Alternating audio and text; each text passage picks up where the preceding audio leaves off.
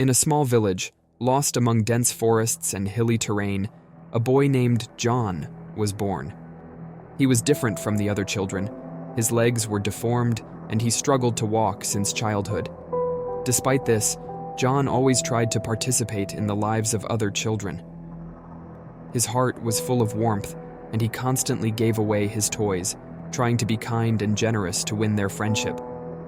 But instead of affection, he often received only pitying glances, or, even worse, mocking remarks. His parents, though they loved John, could not reconcile with the fact that their son was different. They lived in a society where physical deformities were seen as a curse, a punishment for one's sins. With each passing year, their sense of hopelessness grew. So, when they heard stories from their elderly neighbors about a wizard who lived in the mountains and could cure the most severe illnesses, his parents decided to take a desperate step. They sent John on a long journey to meet the one they believed was their son's only hope for salvation. John understood that his parents meant well, but deep in his heart, he had a strange premonition. Something invisible and cold settled in his thoughts, but he was too frightened to resist. He set off on the journey alone, even though he was only 14 years old. Taking with him only a small bag of food and an old wooden staff that helped him walk, John began his path through the dense forest. In the village, whispers about the wizard who lived far away in the mountains among the dark forest were common. Anyone who heard these stories felt a chill down their spine. People said that he was once a man, but, in his quest for immortality, sold his soul to dark forces. For his magic, the wizard paid a high price. His body began to rot, and his skin peeled away from his bones. But he found a way to keep living by consuming the lives of others. Some of the village elders spoke of people who once disappeared in the forest, only to return later, but they were no longer the same. Their eyes were empty, and their movements mechanical. Sometimes these people simply vanished without a trace, leaving behind only a mist that enveloped everything around them. The legend of the wizard took on a life of its own, constantly evolving with new details. But all the stories shared one common theme. Anyone who approached the wizard risked losing their soul. John had heard these tales, but his parents assured him they were just stories meant to scare children. The journey through the forest became more and more difficult. The dense trees blocked out the sky, and darkness gradually swallowed each of John's steps. The forest was unwelcoming. The branches of the trees resembled twisted hands reaching out to him, while roots protruded from the ground, trying to trip him. A strange silence reigned, occasionally interrupted by distant rustling, like footsteps or muffled laughter. The higher John climbed into the mountains, the more threatening the landscape became. The path narrowed and twisted, bordered by steep cliffs. The weather changed. The sky was covered with thick clouds that prevented the sun's rays from breaking through. The air became damp and heavy, and John felt each breath as if his chest were being squeezed by iron clamps. The stones under his feet grew slippery, and several times he barely managed to stay upright, leaning on his staff. With each step, his fear grew.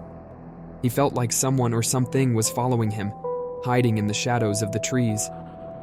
Several times John glanced back, but saw no one.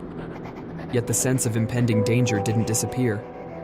Even the wind, which had been constantly blowing, suddenly died down, as if nature itself had frozen in anticipation of something terrifying. When John finally saw the entrance to the cave ahead of him, he paused for a moment. The enormous black hole in the rock seemed alive, as if inviting him into its embrace. Nothing grew around it, not a single blade of grass or bush. Even the trees nearby looked dead. Their branches were twisted, and their leaves had long since withered. A cold wind blew from the cave, as if it harbored something dark and dangerous. When John entered the cave, his heart clenched with fear. He found himself in a vast chamber, where the walls were covered with strange symbols, as if carved into the stone thousands of years ago. The air was thick and musty. Only faint light, seeping through narrow cracks in the rock, barely illuminated the place where the wizard was supposed to be. At first, John didn't see him, but as his eyes adjusted to the darkness, he saw something that resembled a human figure sitting by the wall. It was a creature with a face that looked like a dead person who had long since left this world. Its skin was dry and cracked, and inside, thin worms wriggled beneath the surface, as if it were a living bog. "You've come for healing," the wizard rasped, his voice like the rustling of dry leaves. His eyes glowed with an unnatural pale light, and John felt a shiver run down his spine from the look in them. Around the wizard lay bodies, half decomposed and drained of blood. In their eyes, terror was frozen, and their bodies looked hollow, as if no life remained in them. Some of these corpses still twitched, as if the same worms that wriggled under the wizard's skin also lived inside them. John tried to flee, but his legs betrayed him, and he took a few hesitant steps forward. His mind was clouded, and he barely understood what was happening. "I can make you like everyone else," the wizard whispered again, extending his bony hand toward John. "It won't hurt."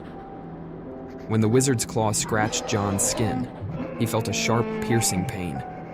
But the worst began when the worms crawled into the wound. They slithered inside his body, penetrating every organ, every vein. John thought he was screaming, but the sound of his voice merged with the screams echoing inside his head.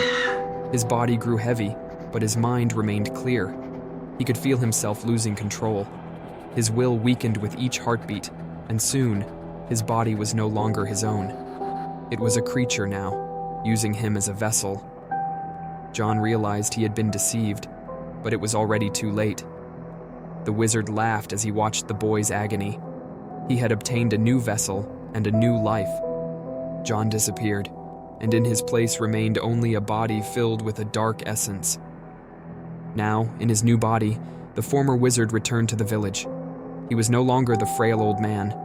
He had the body of a young boy and craved to expand his army. At night, he tapped on windows with his long claws, instilling terror in the villagers. Children began disappearing, their bodies found in the forest, drained of blood and hollow inside, just like those lying in the wizard's cave.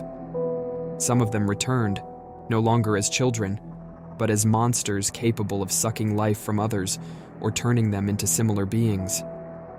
The army of creatures grew with each passing day. People locked themselves in their homes, trying to protect themselves from the evil they had unleashed. John, or what was once John, now led this dark army, and it all started with a desire to be like everyone else. But now, he was something far worse, a soulless shell that brought death and despair.